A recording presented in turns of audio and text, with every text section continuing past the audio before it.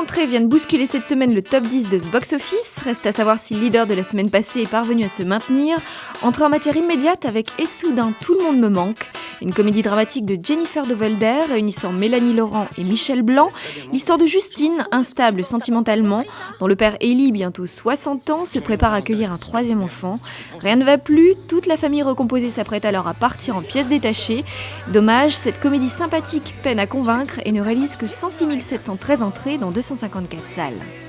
Et décidément, à 15 jours du Festival de Cannes, la période n'est pas faste pour le cinéma, quel que soit le genre. Grosse exception également pour Le Chaperon Rouge, version gothique du Petit Chaperon Rouge de Catherine Hardwicke, réalisatrice de Twilight, avec Amanda Seyfried et Gary Oldman. Il faut avouer que cette relecture du célèbre conte de Perrault s'avère décevante. Elle recueille au final un peu moins de 171 000 entrées, malgré ses 243 copies.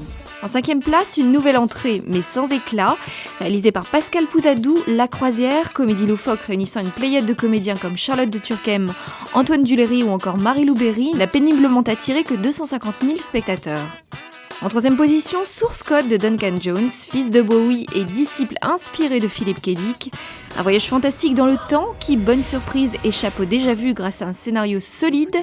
Le cobaye d'un programme militaire destiné à remonter le temps, le héros, campé par Jake Gyllenhaal, se retrouve enfermé dans un caisson. Sa mission, neutraliser un terroriste qui a posé une bombe dans un train à destination de Chicago. Tout est soigneusement calculé dans ce retour palpitant vers le futur qui, bonne nouvelle, rassemble plus de 468 000 spectateurs dans 272 salles.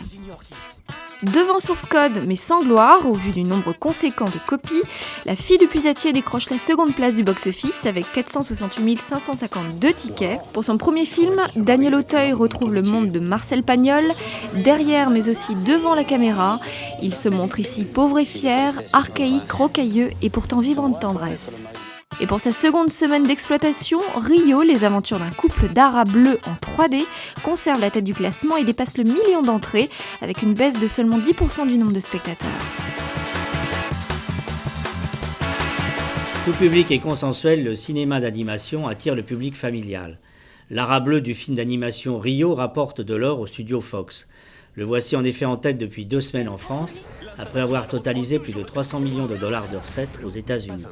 De son côté, Daniel Auteuil réussit une entrée remarquée dans le box-office avec son premier essai pagnolesque, La Fille du Puisatier, qui se taille un beau succès en province.